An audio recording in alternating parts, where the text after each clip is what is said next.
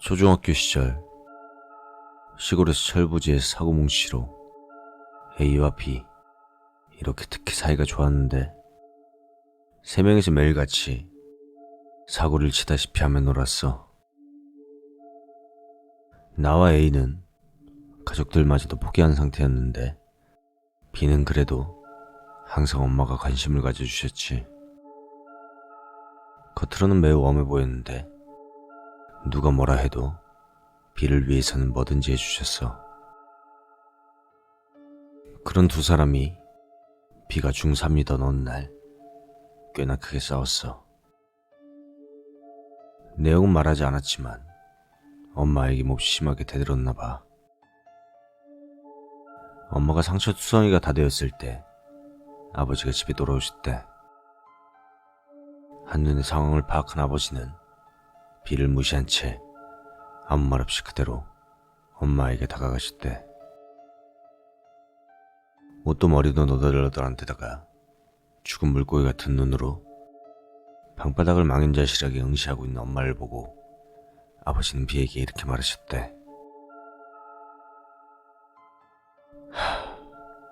널 낳아준 친엄마를 이 지경으로 만들어 놓다니 정녕 네 놈은 사람 새끼가 아니구나. 엄마가 얼마나 널 생각하는지 알지 않니?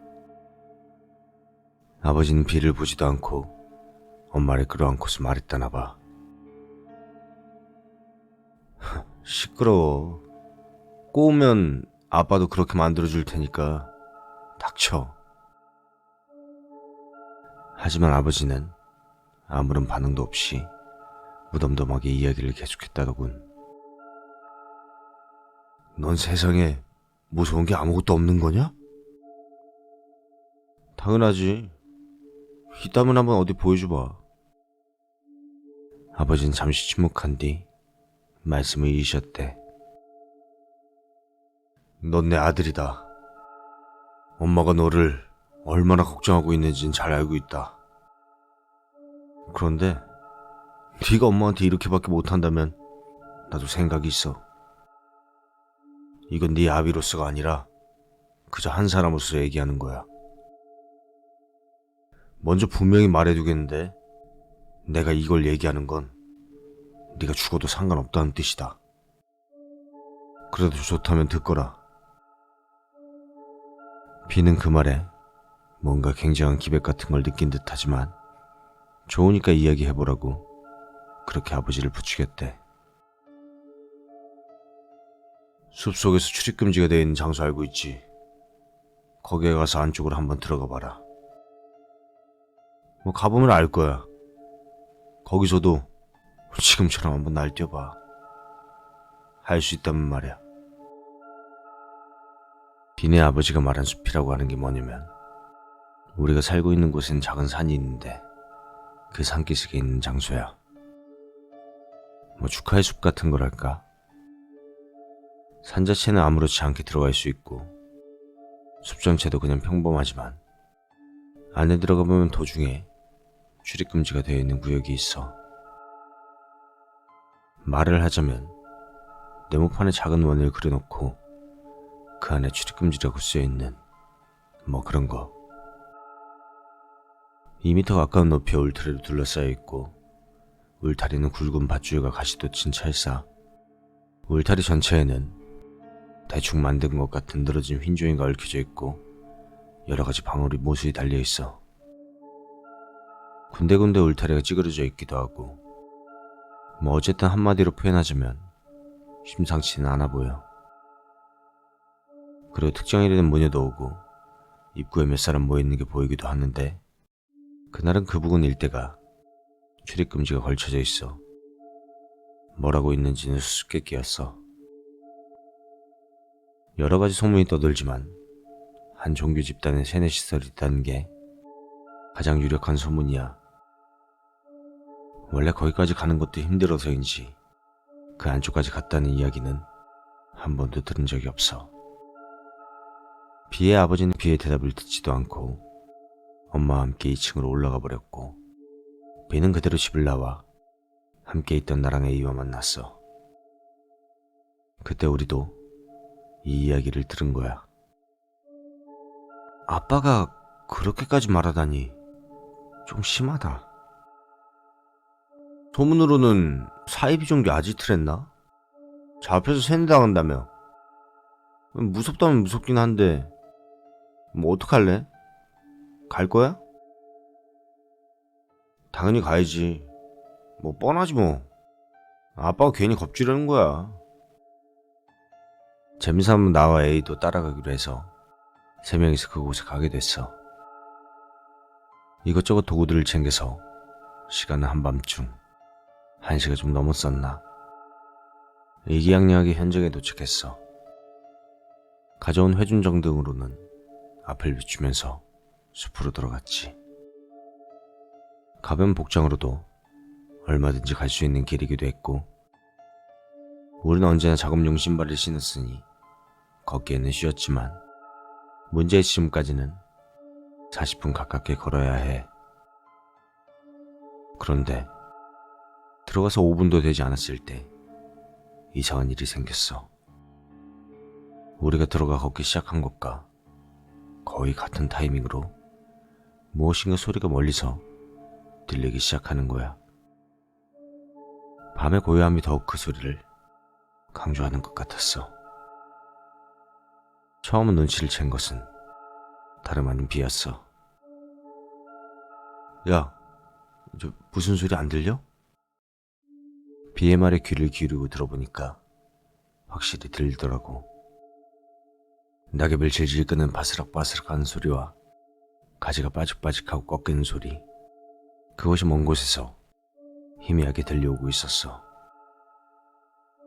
멀리서 희미하게 이기도 했고 그다지 공포도 느껴지지 않았어. 사람이라기보다는 동물이겠거니 싶은 생각도 있었고, 그래서 별 상관하지 않고 앞으로 나아갔지. 동물이라 생각하고 신경 쓰지 않긴 했지만 그대로 20분 정도 걸어왔는데 또 비가 뭔가를 느껴서 나와 A가 걸음을 멈췄어. 야, A, 너만 조금 걸어가봐. 어? 왜? 아무튼 빨리. A가 어이없는 얼굴로 그렇게 혼자서 앞으로 걸어갔다가 왔어. 그걸 보던 B가 뭔가 골똘히 생각하는 표정인 거야. 야, 왜 그래? 말해봐. 우리가 묻자 B는, 야, 조용히 하고 잘 들어봐 하면서 A에게 시켰던 것처럼 혼자서 앞으로 갔다가 돌아왔어. 두세 번 반복하자 그제야 간신히 우리도 깨달은 거야. 멀리서 희미하게 들려오고 있는 소리는 우리의 움직임에 맞춰서 나오고 있었어. 우리가 걷기 시작하면 그 소리도 걷기 시작해. 우리가 멈춰서면 소리도 같이 멈추는 거야. 꼭 여기의 상태를 알고 있는 것 같이 말이야. 뭔가 서늘한 공기가 느껴졌어. 주위에 우리가 가진 것 이외에 다른 빛은 없었어. 달이 떠있긴 하지만 나무에 가려져서 거의 의미가 없었지.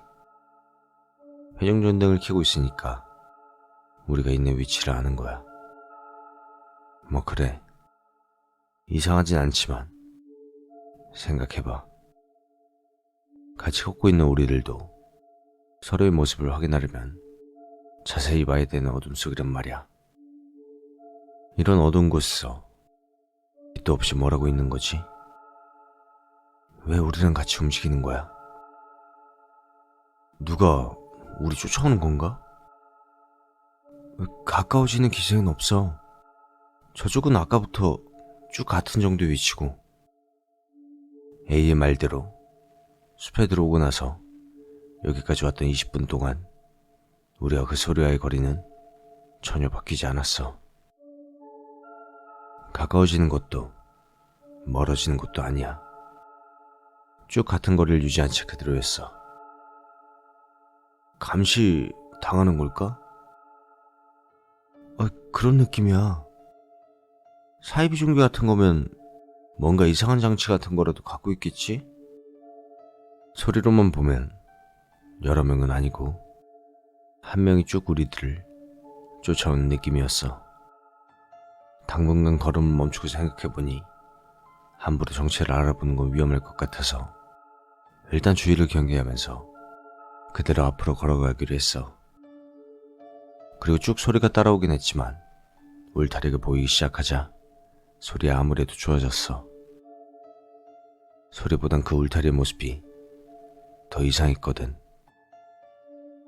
3명 모두 처음 보는 거였는데 상상 그 이상이었어. 동시에 그것까지 생각지 못했던 것이 머리를 스치고 지나갔어. 평상시에는 귀신 따윈 바보 취급하던 우리가 봐도 그 앞에 있는 것은 현실적인 게 아니라고 밖엔 생각할 수 없었어. 그것도 어중간한 것이 아니고 엄청난 게. 설마 그런 의미로 소문이 무수한 곳인 건가? 숲에 들어오고 나서 처음으로 지금 우리가 위험한 곳에 있는 게 아닌가 하는 생각이 들기 시작했지. 얘들아, 이걸 찍고 안으로 들어갈 거야? 야, 아무래도 좀 이상하잖아 이거. 시끄러워 임마. 이런 걸로 겁먹지 마. 울타리의 비정상적인 모습이 무서웠던 나와 A를 혼내면서 B는 가져온 도구 이것저것으로 울타리를 박살내기 시작했어. 부순 소리보다는 울리는 무수한 종소리가 굉장했다니까. 근데 이럴 거라고까진 생각도 못했기 때문에 가져온 도구는 너무 빈약했어. 아니, 그렇다기보다는 이상할 만큼 튼튼했어. 특수한 소재라도 쓴 건가 싶을 정도로 꿈쩍도 하지 않았어. 결국엔 기어오를 수밖에 없었지만 밧줄 덕분에 오르는 것은 비교적 간단했지. 하지만 울타리를 넘는 순간 격렬한 위화감을 느꼈어. 폐쇄감이라고 하는 건가? 뭔가 갇힌 것 같이 가슴이 답답했어. A와 B도 비슷한 것 같아서 걸음을 내딛는 것을 주저했지만 울타리를 넘어버린 이상 선택의 여지는 없었지. 앞으로 나아가려 걷기 시작하자마자 3명 모두 깨달았어. 쭉 항상 따라다니고 있던 소리가 울타리 넘고 나서 뚝 끊겼다는 사실을. 솔직히 그런 건 이제 아무래도 좋다고까지 생각될 만큼 싫다고 할 공기였지만 A가 한 말로 한층 더 싫은 공기가 늘어났지 뭐야. 혹시 그놈은 쭉 여기 있었던 거 아니야? 이 울타리 보기엔 출입구 같은 거 없어 보이는데 그래서 다가올 수 없었던 게 아닐까? 엄마, 말이 되는 소리를 해. 우리가 소리를 처음 들은 데는 여기서 안 보이잖아. 그런데 들어온 시점부터 우리 상태를 어떻게 아냐? 사실 평범하게 생각하면 B의 말이 맞았지. 금지구역과 숲의 입구는 꽤나 멀었으니까 시간으로 40분 정도라고 썼지만 더 걸릴 수도 있고 단지 거리상으로 그만한 시간이 걸린다는 말이야. 하지만 현실의 존재가 아닐지도라는 생각이 들자 A의 말을 머리로는 부정할 수가 없었어. B만 울타리를 보고 나서 진짜 위험하다고 느끼기 시작했던 나와 A를 거들떠보지도 않고 뭔가 혼자 갑자기 강해진 것 같았어. 귀신인지 뭔진 모르겠지만 너네 말대로라면 그놈은 울타리 밖으로 못 나간다는 거잖아. 뭐 그런 놈이라면 별거 아닌 거네. 이런 말을 하면서 안쪽으로 더 들어갔어. 울타리를 넘고 나서 20-30분 정도 걸으니 희미하게 반대측의 울타리가 보이기 시작했어. 그런데 이상한 게 눈에 띄었어.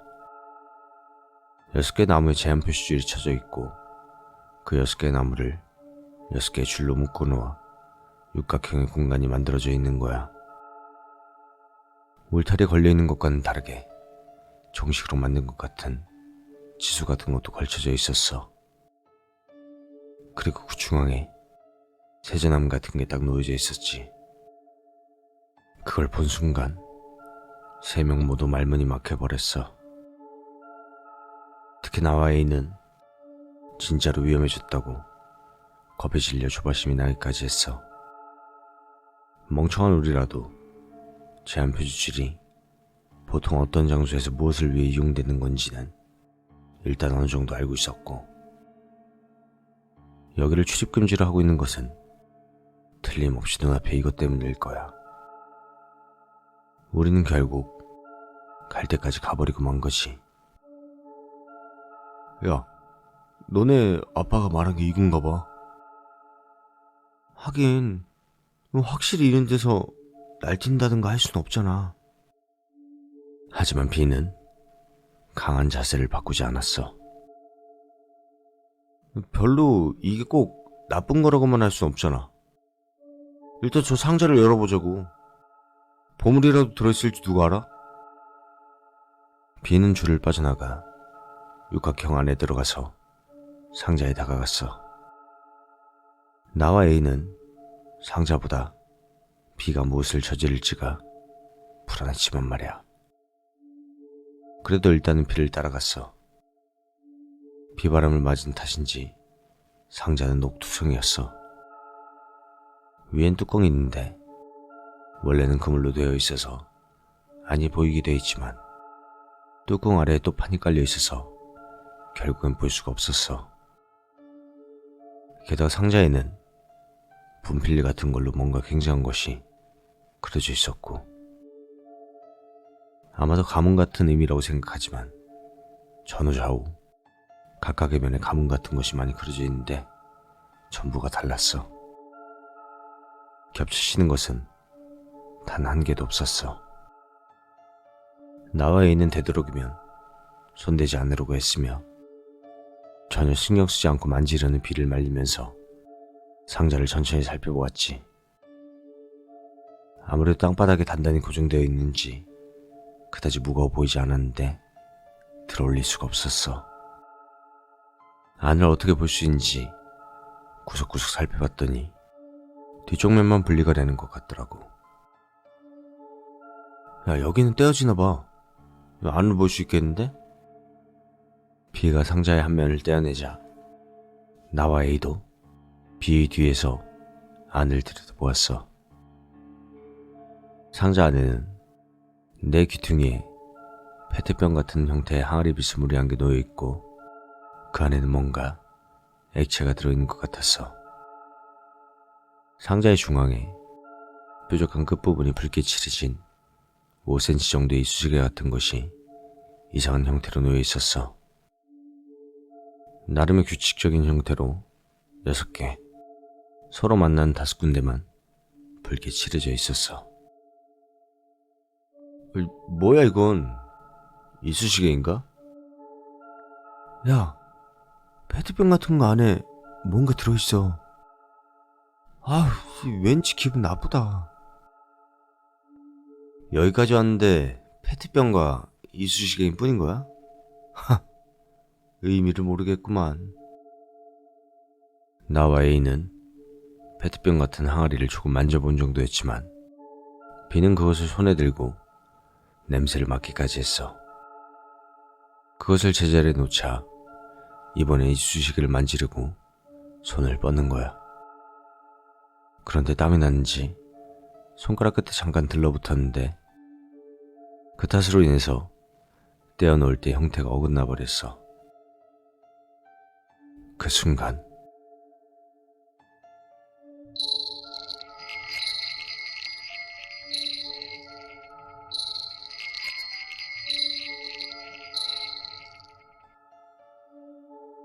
우리들이 온 쪽과는 반대쪽 육각형 지점에서 한층 더 안쪽으로 희미하게 보이는 울타리에서 무서운 기세로 종소리가 울렸어. 3명은 동시에 으악 소리를 지르며 겁에 질려 일제히 서로의 얼굴을 쳐다봤어. 아, 씨발 누구야? 아, 장난치지 마! 비는 그 방향으로 뛰어갔어. 아, 병신아, 그쪽으로 가지 마. 야, 비! 가지 말라고! 당황해서 뒤를 쫓아가려니까 비는 갑자기 멈춰선 뒤 앞쪽으로 전등을 향한 채 움직이지 못하고 있었어. 아, 뭐야. 가는 척 한 거였어? 하고 나와 A가 마음을 놓으며 얼른 다가갔는데 비의 몸이 조금씩 떨리기 시작했어. 야, 왜 그래? 무의식 중에 전등이 비추고 있는 앞을 봤어. 비의 회준 전등은 나란히 서는 나무들 중 한 개, 그 뿌리 근처를 비추고 있었지. 그곳에는 어둠 속에서 푸르스름한 여자의 얼굴이 이쪽을 쳐다보고 있었어. 빼꼼 얼굴 반만큼 내놓고 눈부셔하지도 않았고 우리들을 바라보고 있었어. 위아래 이빨이 보이도록 입을 벌리고 눈동자는 고정되어 있었어.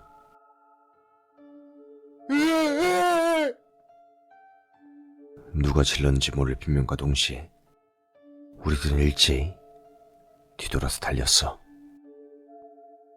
머릿속은 새하얗고 몸이 제멋대로 최선의 행동을 취한 것 같은 느낌이었지. 서로를 볼 여유도 없었고 그저 각자 필사적으로 울타리를 향했어. 울타리가 보이자 단번에 달려들어 재빨리 기어올랐지. 위까지 오르자 또 단번에 뛰어내려 곧바로 입구에 돌아오려고 했지. 근데 당황했는지 A가 능숙하게 울타리를 오르지 못하고 좀처럼 여기로 오질 않는 거야. 에이, 빨리! 빨리! 야, 뭐해? 빨리 와! 빨리 나오라고! A를 기다리면서 나와 비는 어쩔 줄 몰라 했어. 왜 그래? 좀 빨리 와! 아, 시끄러워, 이 새끼야. 좀 닥쳐! 완전히 패닉 상태였어. 그때 짤랑 굉장히 큰 소리로 종소리가 울렸고 울타리가 흔들리기 시작했어. 뭐야? 어디서 나는 거야? 나와 비는 패닉에 빠져 있으면서도 주위를 확인했어. 입구와는 반대 산으로 향하는 쪽 모퉁이에서 울리기 시작하면서부터 점점 가까워지고 있는 건지 소리와 울타리의 흔들림이 자꾸자꾸 더 격렬해지고 있었어. 아이, 뭐야? 야, 이 새끼야, 좀 빨리 좀 와! 우리 말이 A를 더 당황시킨다는 건 알았지만 재촉할 수밖에 없었어. A는 있는 힘을 다해 필사적으로 울타리를 기어 올라왔어. A가 겨우 다 올라왔을까 싶은 그때 나와 B의 시선이 향하는 건 거기 있는 A가 아니었어.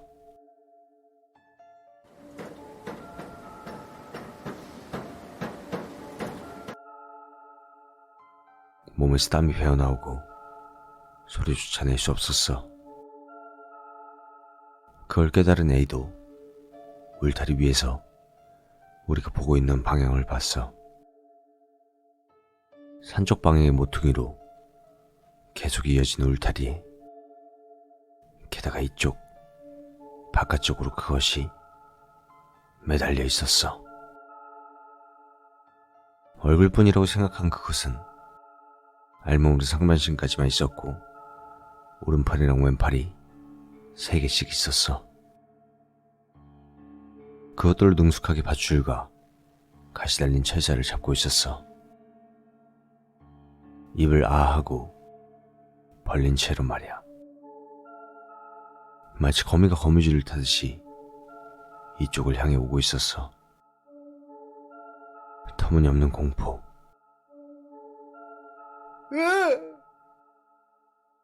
A가 한순간 위에서 뛰어내려 B 쪽으로 넘어졌어. 그제야 번쩍 정신이 든 우리는 곧바로 A를 일으켜서 단번에 입구를 향해 달렸어. 뒤는 볼 수 없었어. 오로지 앞만 보고 필사적으로 달렸어.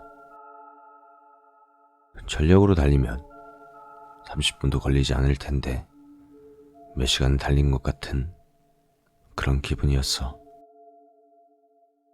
입구가 보이기 시작하자 뭔가 사람의 그림자도 보이는 거야. 어라? 설마? 3명 모두 급정지하고 숨을 삼키며 사람의 그림자를 확인했어. 누군지 모르지만 여러 명이 모여 있었어. 다행히 그것은 아니었지. 그렇게 확인하자마자 다시 달려가 그 사람들 속으로 뛰어들었어. 아이고, 나왔다. 서둘러. 설마 부인한테 연락해? 정말 그 울타리 안으로 간 거야? 저기를 왜 들어갔대? 모여있던 사람들은 와글와글하는 모습으로 우리에게 달려왔어. 뭐라고 말을 걸었는지 바로 알아듣지 못할 만큼 3명 모두 머리가 새하얘져서 정신이 없는 상태였어. 그대로 우리를 차에 태워서 벌써 3시가 다 되어가고 있었음에도 불구하고 행사 같은 때나 사용되는 집회소로 데려갔어. 안으로 들어가니 우리 집은 엄마와 누나가, A는 아빠, B는 엄마가 와 있었어. B의 엄마는 물론이고 제대로 대화해본 적조차 없었던 우리 엄마까지 그곳에서 울고 있었지. A도 이때의 아버지의 표정은 평상시엔 본 적이 없는 듯해 보였어. 아이고, 모두 무사하구나. 정말 다행이다. B의 엄마와는 달리 나는 엄마한테 엄청 맞았지. A도 아버지에게 엄청 맞았어. 하지만 지금까지 들은 적이 없는 따뜻한 말을 들을 수 있었어. 한동안 각자 가족들과 그렇게 있다가 B의 엄마가 말했어. 미안합니다. 이번 일은 우리 남편 그리고 저의 책임입니다. 정말로 죄송합니다. 정말로. 이렇게 몇 번이나 고개를 숙이셨어. 남의 집 일이라고 해도 아이 앞에서 부모가 그런 모습을 보인다는 것은 역시나 마음이 좋지 않았어. 이제 됐습니다.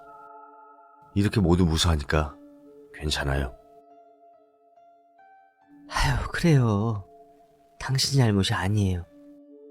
그러니까 너무 마음 쓰지 마요. 이후엔 거의 부모님들끼리 얘기가 진행되어 우리들은 멍하니 있었어. 시간이 늦었기도 하고 무사한 걸 서로 확인하니 끝났다, 뭐 이런 느낌이었어. 이때는 아무 설명도 없는 채로 그렇게 해산했지. 하룻밤 지난 다음날 오후 늦게까지 자고 있는데 누나가 나를 흔들어 깨웠어. 눈을 뜨니 어젯밤이 계속 이어지고 있나 싶을 정도로 누나의 표정이 무서웠지. 왜? B의 엄마한테 전화 왔어. 뭔가 일이 생긴 것 같아. 수화기를 받아 전화를 받으니 굉장히 무섭게 외치대시는 거야. B가 이상해. 어젯밤 거기서 뭐 했니? 울타리 너머에 들어가기만 했던 게 아니지? 도저히 전화로 대화할 수 있는 분위기가 아니라서 일단 전화를 끊고 B의 집으로 달려갔어. 같은 전화를 받았는지 A도 와 있었고 둘이서 B의 엄마에게 이야기를 시작했지. B는 어젯밤에 집에 오고 나서 갑자기 양팔 양다리가 아프다고 절규했대. 아파서 움직일 수 없는 건지 양팔 양다리를 쭉 늘린 상태로 그대로 넘어져서는 그 자세로 아픔에 몸부림쳤다는 거야. 비의 어머니가 어떻게든 해보려고 해도 아프다고 소리만 지를 뿐이니 이유를 모르겠다고. 필사적으로 어떻게 방까지는 옮기긴 했지만 쭉 그 상태라서 우리들은 어떤가 하고 전화를 해본 거래. 이야기를 듣자마자 2층 비의 방으로 올라갔는데 계단에서도 외치는 게 들렸어. 아파. 아파. 이런 소리를 반복하고 있었지. 방에 들어가 보니 역시 손발을 쭉 뻗은 채로 몸부림치고 있었어.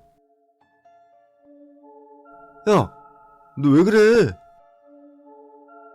정신 차려. 왜 이러는 거야?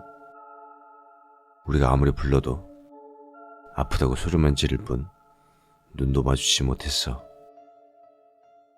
어떻게 된 건지 나와 A는 뭐가 뭔지 전혀 몰랐어. 다시 비의 어머니한테로 돌아가니 조금 전과는 달리 조용한 어조로 물어보셨어. 거기서 뭘 했는지 아줌마한테 말해줘. 그래야 알 수 있단다. 어젯밤 대체 거기서 뭘 했니? 무엇을 듣고 싶어 하는지 물론 알지만 대답을 하려고 그걸 또 생각해내야 한다는 게 고통스러워서 제대로 얘기할 수가 없었어. 그것을 봤다는 얘기를 하는데 정신이 없어 대체 무엇이 원인인지에 관한 얘기가 나오질 않았던 거지. 무엇을 보았는지가 아니라 무엇을 했냐고 묻는 비의 엄마는 그 부분을 지적한 걸 거야. 비의 엄마가 재차 묻자 우리는 어떻게든 어젯밤의 일을 생각해내서 원인을 찾으려 했었어. 무엇을 받는가가 문제라면 같은 것을 본 우리도 지금 비와 같은 처지가 되어 있어야 하지. 하지만 무엇을 했는가 하면 거의 다 같은 행동을 하지 않았나? 상자는 우리도 손댔었고 페트병 같은 것도 일단 우리도 만지긴 했잖아. 다음은 이쑤시개. 두 사람 모두 깨달았어.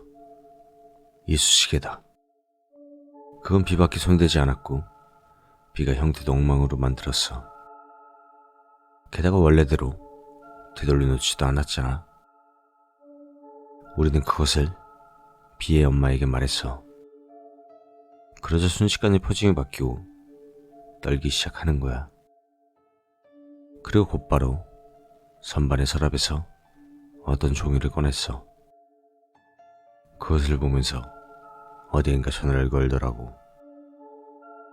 나와 A는 그 모습을 지켜볼 수밖에 없었어. 잠시 어딘가 전화해 얘기를 하고 온 비의 엄마는 떨리는 목소리로 우리에게 말했어. 직접 방문한다면 곧바로 만나주신다고 하니까 바로 돌아가서 준비해둬. 너희들 부모님한테는 내가 이야기해둘게. 너희들은 아무 말 안 해도 아마도 허락해 주실 테니까. 내일 모레 다시 우리 집으로 와줄 수 있겠니? 무슨 뜻이지? 누구를 만나러 어디에 가는 거냐고 물어도 얼버무리기만 할 뿐 바로 집으로 돌려보내시는 거야. 일단 두 사람 모두 곧바로 집에 갔더니 묻지도 따지지도 않고 꼭 다녀오라는 말만 하시더라고. 영문도 모르는 채로 이틀 후에 나와 A는 비의 엄마와 세 명이서 어느 장소로 향했어. 비는 전날에 벌써 데려다 놓은 것 같아. 조금은 먼가 보다 이 정도로만 생각했었는데 다른 마을인 정도가 아니라 현마저 다른 거 있지. 신간센으로 몇 시간이 걸리고 여기서 또 차로 수시간. 그림에서는 볼 것 같은 깊은 산속의 마을까지 가서는 그 마을에서도 한참 떨어진 어느 한 저택으로 갔어. 크고 낡은 저택인데 창고도 딸려있는 대단히 훌륭한 집이었지. 비의 엄마가 초인종을 누르자 아저씨와 여자아이가 우리를 마중 나왔어. 아저씨는 줄무늬에 촌스러운 정장 차림, 여자아이는 우리보다 조금 연상 정도로 소복의 붉은 바지, 이른바 모녀의 모습이었어. 인사하면서 모녀의 백부인 듯한 아저씨는 흔한 성씨를 자칭했지만 모녀의 이름은 아오이 칸조라고 했던가 하는 이상한 이름을 자칭했어. 자칭이라고는 해도 일반적인 인식과는 전혀 다른 것 같아. 잘은 모르겠는데 그 여자의 혈통은 일절 알려지지 않았다나 봐. 실제로 우리는 그 집이나 그 사람들에 대해 아무것도 몰랐지만 우선 여기에서는 보기 쉽게 아오이라고 할게. 횡하니 넓은 다다미 방에 안내되어 영문도 모르는 채로 엄숙한 분위기 속에서 이야기가 시작됐어. 아드님은 안정시켜 놓았습니다. 이 아이들이 함께 있던 아이들입니까? 네. 이 3명이서 그 장소에 간 것 같습니다. 그렇습니까? 너희들 우리에게 이야기해 줄 수 있니? 어디에 갔는지, 무엇을 했는지, 또 무엇을 봤는지 가능한 한 자세히. 갑자기 물어보니 당황했지만 나와 A는 가능한 한 자세히 그날 밤의 사건을 그들에게 이야기했어. 그런데 이쑤시개 얘기를 할 때 이 녀석들이 뭘 어쨌다고? 꾸지람을 당하자 우리들은 영문을 몰라 더욱더 혼란스러워졌어. 너희들 설마 그것을 건드린 건 아니겠지? 금방이라도 달려들 듯한 기세로 호통을 치는 거야. 그러자 아오이가 그것을 제지하고 목이 어우는 것 같은 그날픈 소리로 얘기했어. 상자 속 작은 봉과 같은 것이 어떤 모양으로 놓여 있었을 것입니다. 그걸 만졌나요? 건드려서 조금이라도 형태를 바꾸었습니까? 네. 그게 건드려버렸어요. 형태도 망가졌을 겁니다. 형태를 바꿔버린 것은 누구인지 기억하고 있습니까? 그저 손을 대었다는가가 아닙니다. 형태를 바꿨느냐 하는 것입니다. 나와 A는 서로 얼굴을 보다가 그것이 B라고 했지. 그러자 아저씨는 한숨을 쉬며 B의 엄마에게 말했어. 어머님, 유감입니다만 아드님이 어쩔 도리가 없을 것 같습니다. 저는 자세하게 아는 건 아니지만 그 증상이라면 다른 원인일 수도 있다고 생각했는데 설마 그것을 움직였을 거라곤 생각도 하지 못했네요. 그럼 뭐라도 할 말이 있는 듯했지만 B의 엄마는 말에 삼킬 것 같은 느낌으로 한동안 고개를 숙이고 계셨어. 뭐라 말할 순 없었지만 우리도 같은 기분이었어. B는 이제 어쩔 수 없다는 건 어떤 의미지? 도대체 무슨 이야기를 하는 거야? 그렇게 묻고 싶어도 말로 할 수는 없었어. 우리 3명의 상태를 보고 아저씨는 깊은 한숨을 쉬며 말했어. 그래, 그제서야 우리가 본 것에 관한 이야기가 시작된 거야. 속칭 나리자라, 나리다라, 간간자라, 간간다라라고 알고 있는 사람의 연령이나 집안에 따라서 부르는 법은 여러 가지가 있는 것 같아. 현재는 제일 많이 불려지는 것은 다라. 아저씨들 같은 특수한 집안에서는 칸칸다라라고 부르는 것 같아. 이미 신화나 전설에 가까운 이야기가 있지. 사람을 잡아먹는 큰 뱀 때문에 골치를 썩이고 있던 마을의 사람들은 신의 아이로서 여러 가지 힘을 대대로 계승하고 있던 어느 무녀의 집에 대치를 의뢰했대. 의뢰를 받은 그 집은 특히 힘이 강했던 한 명의 무녀를 큰 뱀을 토벌하러 가게 했어. 마을 사람들이 숨어 지켜보는 가운데 무녀는 큰 뱀을 퇴치할 수 있도록 혼신을 다해 정면으로 맞섰지만 살짝 틈을 보인 사이 큰 뱀에게 하반신을 먹히고 말았지. 그런데도 무녀는 마을 사람들을 지키려고 여러 가지 방법을 사용해 필사적으로 대항했어. 그런데 하반신을 잃었으니 승산이 없다고 생각한 마을 사람들은 무녀를 산채물로 하는 대신에 마을의 안전을 보장해 주었으면 하고 큰 뱀에게 제안했지. 강한 힘을 가진 무녀를 꺼림칙하게 생각했던 큰 뱀은 그것을 승낙했지. 먹기 쉽도록 마을 사람들에게 팔을 잘라 떨어뜨리게 달마 상태의 무녀를 먹어버렸어. 그렇게 해서 마을 사람들은 잠시 동안의 평온을 얻었지만 얼마 후 무녀 집안 사람들이 우려하던 일이 현실로 벌어지고 말았어. 이때 무녀의 가족은 6명이었는데 이변은 곧바로 일어났어. 큰뱀이 어느 날로부터 모습을 보이지 않게 되어 더 이상 사람들을 덮치는 일이 없어졌음이 분명한데 마을에서 차례차례로 사람이 죽어나갔대. 마을 안에서, 산속에서, 숲속에서 죽은 사람들은 모두 오른팔 왼팔 어느 쪽인지가 항상 없어져 있었대. 18명이 사망하고 살아남은 것은 4명뿐. 거기에 무녀의 가족 6명이 포함되어 있었고 아저씨 아오이가 교대로 설명했어. 언제 어디서 어떻게 전해온 것인진 모르지만 그 상자는 일정한 주기로 장소를 옮겨가며 공양되어 왔다.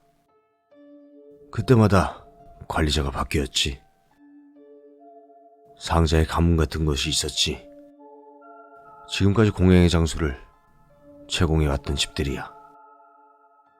뭐 우리 같은 집안인데 그것을 심사하는 모임에 있어서 말이야. 거기서 결정할 수 있어.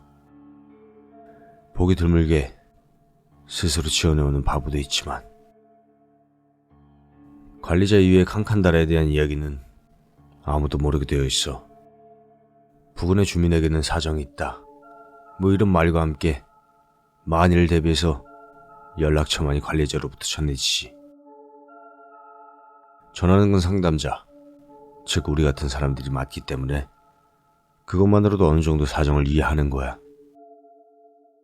지금의 상담력은 우리가 아닌데 뭐 시급하다면 어제 이리로 연락이 왔던 거고. 아무래도 그저께 비의 엄마가 전하고 있던 곳은 다른 곳인데 이야기를 들은 상대방은 비를 위해 이 집을 찾아 서로 이야기한 결과 여기에 맡기기로 한 건가 봐. 비의 엄마는 우리가 그곳에 가고 있던 동안에 이미 그곳에 전화해서 어느 정도 얘기를 들었던 것 같다. 기본적으로 산 혹은 숲에 옮겨집니다. 보셔서 아시겠지만 6개의 나무와 6개의 줄은 마을 사람들을, 6개의 봉은 무녀의 가족을, 내 귀퉁이에 놓여진 항아리는 살아남은 4명을 상징하는 겁니다. 그리고 6개의 봉이 이루고 있는 형태가 무녀를 나타내고 있습니다. 왜 이런 형식이 취해지게 되었는지, 상자 자체에 가는 것도 언제부터 그와 같은 것이었는지도 저희 집을 포함해 누구도 현재는 전해지고 있는 것 외에는 더 이상 자세하게 알지 못하는 것입니다. 단지 가장 많이 퍼진 설로는 살아남은 4명의 무녀의 집에서 원한을 진정시키기 위해 온갖 일을 조사해 그 결과 태어난 독자적인 형식이 아닌가 라고 하는 것인 것 같아. 울타리에 관해서는 종만 형식에 따른 것으로 밧줄이라든지 다른 잡다한 것들은 이번 관리자에 의해 만들어진 건가 봐. 우리 같은 사람이 칸칸다리를 물리치는 것은 과거에 여러 명 있었지만 그 전원이 2-3년 이내에 죽는 거야. 어느 날 갑자기 말이야. 이를 일으킨 당사자도 거의 살아남지 못했어. 그만큼 어려운 일인 거야. 여기까지 이야기를 들으니 우리 3명은 완전 넋을 잃고 말았어. 그저 멍하니 있을 수밖에 없었지 뭐. 하지만 그 사태는 또 완전히 바뀌었어. 어머님, 얼마나 위험한 것인가는 어쨌든 아시겠죠? 아까도 말했습니다만 봉을 움직이지만 않았어도 어떻게든 했을 텐데 비구는 그 방법이 없네요. 부탁합니다. 어떻게든 해줄 수 없을까요? 이게 다 저 때문입니다. 제가 책임질게요. 제발 부탁합니다. 비의 엄마는 포기하지 않았어. 조금도 엄마의 탓이라고는 생각되지 않는데 자신의 책임으로까지 해서 고개를 숙이며 필사적으로 계속 부탁했어. 근데 온다든지 하는 게 아니고 무엇인가 단단히 각오라도 한 것 같은 표정이었어. 어떻게든 해드리고 싶은 것은 우리들도 마찬가지입니다. 하지만 봉을 움직인 데다가 그것을 보기까지 했다면 너희들이 본 것이 큰 뱀에 잡아먹힌 무녀다. 하반신을 봤겠지? 왜 그런 모습인지 이젠 알 거 아니냐? 에? 나와 A는 무슨 말인지 몰랐어. 하반신? 우리들이 본 것은 상반신분인데. 저 하반신이라니. 저희 상반신이라면 봤는데요? 그것을 듣더니 아저씨와 아오이가 깜짝 놀라는 거야. 아니 이봐 무슨 말 하는 거야? 너희들 그 봉으로 움직였잖아. 그렇다면 하반신이 보였을 텐데. 여러분의 앞에 나타난 그녀는 하반신이 없었나요? 그럼 팔은 몇 개였습니까? 팔은 6개였어요. 좌우 3개씩. 근데 그 하반신이 진짜 없었어요. 나와 A는 서로 확인하면서 그렇게 대답했어. 그러자 갑자기 아저씨가 또 몸을 빼서 우리에게 다가왔어. 착각한 건 아니겠지? 정말 하반신을 못 봤단 말이지? 네. 아저씨는 다시 비의 엄마를 보고 싱긋 웃으며 말했어. 아이고, 어머님. 어떻게든 될지도 모르겠네요. 아저씨의 말에 비의 엄마도 우리도 숨을 죽이고 주목했어. 두 사람의 말에 의미를 설명해줬어. 무녀의 원한에 씌이는 행동이 2개가 있습니다. 해서는 안 되는 것, 무녀를 나타내는 그 형태를 바꾸어 버리는 일. 봐서는 안 되는 것은 그 형태가 나타나고 있는 무녀의 모습입니다. 원래대로라면 봉을 움직인 시점에서 마지막인 거야. 필연적으로 무녀의 모습을 보게 되기 때문이지. 하지만 어찌해야 된 영문인지 너희들은 그것을 보지 않았어. 움직인 본인이라도 같은 모습을 보였을 테니까. 너희들이 보지 않았으니 그 아이도 보지 않았을 거야. 저 보지 않았다는 건 무슨 뜻이죠? 저희가 본 건 분명 무녀를 본 것이면 변함이 없어요. 그렇지만 간간다라는 아닙니다. 여러분의 생명을 빼앗으려는 의지가 없었겠죠.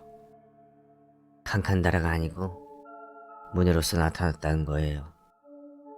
그날 밤의 일은 그녀에게 있어선 어쩌면 그냥 장난 같은 거였겠죠. 무녀와 칸칸다라는 동일한 존재이면서 다른 존재이기도 하다. 뭐 그런 얘기인 것 같아. 칸칸다라가 나오지 않았다면 지금 그 아이를 덮치고 있는 것은 아오이가 말한 것처럼 장난 정도일 거야. 우리에게 맡겨주면 시간이 좀 걸리겠지만 어떻게든 해볼 수 있을 게다. 긴박했던 공기가 처음으로 좀 누그러지는 것 같았어.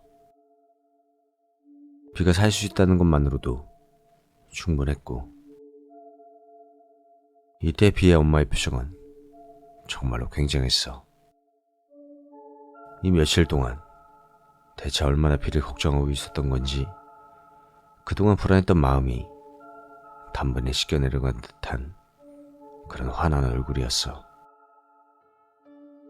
그걸 보고 아저씨 아오이도 분위기가 좀 누그러졌는지 갑자기 평범한 사람 같아 보이더라. 그 아이는 정식으로 우리들이 맡겠습니다. 어머님께는 다음에 설명해 드릴게요. 너희들 2명은 일단 아오이에게 불지를 받고 돌아가라. 앞으로는 겁도 없이 아무 데나 덤비지 말고. 이후 비에 대해서 조금 이야기한 후 비의 엄마는 남고 우리는 불지를 받고 나서 돌아왔어. 그 후에도 그 사람들의 결정으로 비를 만나지도 못했고 어떻게 됐는지도 몰라. 전화기인 건지 제작된 건지도 모르겠고 그냥 그 뒤로 한 번도 못 봤어. 그렇다고 죽지는 않았고 완전히 다 나아서 지금은 어디선가 잘 살고 있다고 하더라. 덧붙이자면 비의 아버지는 그 소동 와중에 단 한 번도 얼굴을 보이지 않았어. 대체 무슨 생각인지 모르겠다니까. 나와 A도 비교적 빨리 안정됐어. 이유는 여러 가지가 있었지만 제일 컸던 것은 역시 비네 엄마의 모습을 봤던 탓인 것 같아. 어머니란 게 대체 어떤 존재인 건지 다시 생각해 볼 수 있는 계기가 됐어. 그런데 말이야, 이 일 이후로 우리 집도 그렇고 애인에도 부모님이 우리에게 관심을 가져주기 시작했어. 물론 우리도 자연스레 바보짓 같은 건 하지 않게 됐고.